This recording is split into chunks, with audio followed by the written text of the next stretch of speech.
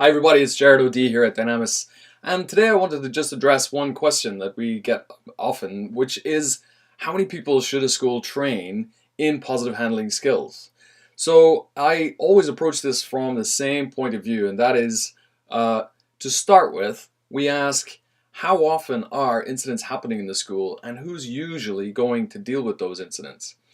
Now, most of the answers we get when we ask that question have the same characteristics. And that means there is a small number of children at a given school who are presenting with behaviors that might prompt a positive handling intervention. And so by default then, there are just a few staff who are there at the time when those incidents happen. So we have, let's say for example, a child in year one who is really having trouble at school and trouble settling in. They have behavioral, maybe some behavioral problems.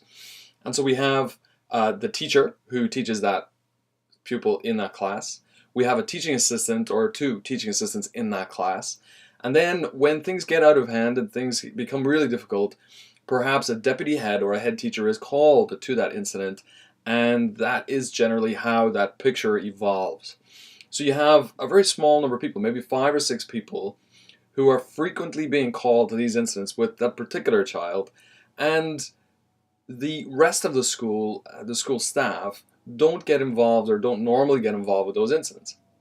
Now, to expand that, you might have 1 or 2 or 3 or 4 children in your school who fit that particular profile, whereby they are requiring, because of their behavior and because of the risk it contains, they're requiring some intervention planning around their behavior and the risk that they present.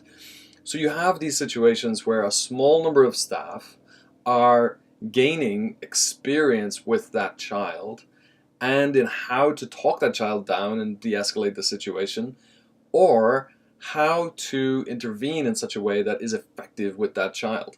So you already have what I might call a kind of 97% versus 3% disproportionality in terms of attention and experience and skill development that's already happening in regard to those particular children at your school. I'm talking mainly about mainstream primary schools now.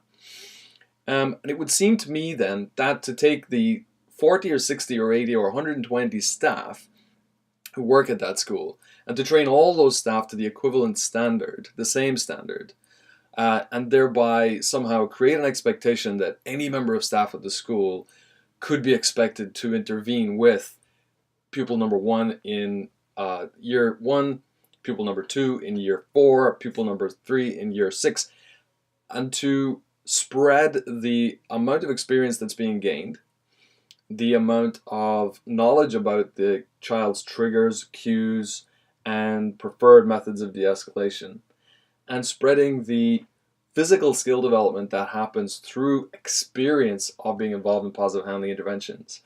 And to take those elements, those things that are already happening already, and then to try and spread those out to every member of staff at the school would seem to me to be a disproportionate use of resources and time, and also because of the various types of attitudes that staff have and the physical capabilities they have in regards to being involved in positive handling interventions, I think that may even increase risk over a period of time. So let me explain what I mean by that.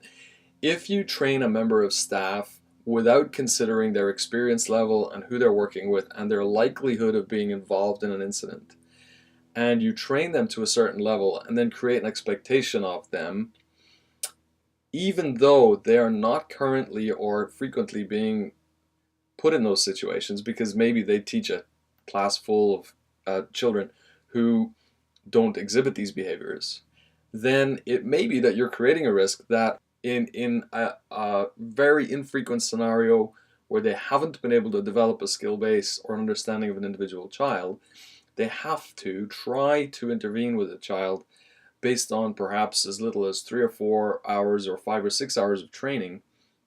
Then I think that we're going to be looking at probably a suboptimal result from that intervention. So what am I saying? I think in reality, what we have to do is look at our teams, We have to understand that they exist on a standard distribution, a bell curve of both abilities physically, judgment because of experience, experience levels in general, experience with special educational needs and behavioral difficulties. We have to look at then applying a training program that is both proportionately training those staff to deal with incidents that they are likely and foreseeable to be involved in, while also giving just a broad understanding to the vast majority of staff as to what they should do and chiefly who they should call when an incident becomes likely to require a positive handling intervention.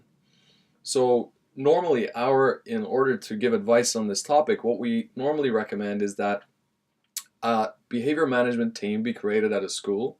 It's generally, depending on the school size, around 12 people.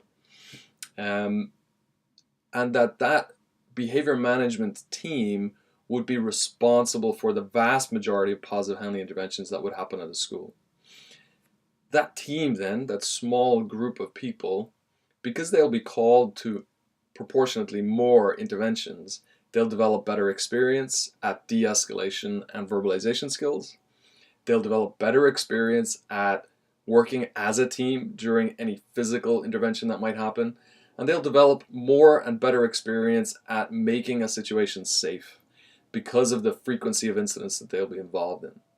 So a head teacher or a deputy head who's considering this kind of training should really be considering who do they want to be involved in these types of interventions, and then disproportionately, I would say, spending their resources on training that team to perform this function at a high level. So there's a few ideas about how we advise schools to manage this question about should we train the whole staff team or should we train a specialist group. And I think it's very clear where our advice lies on that. It would be interesting if you see this video and you have particular thoughts, then I'm sure there'll be a comments button below. I mean, certainly we have various different ways that you could contact us. And if this video helped or it provoked some questions, then by all means let me know and we'd love to hear from you.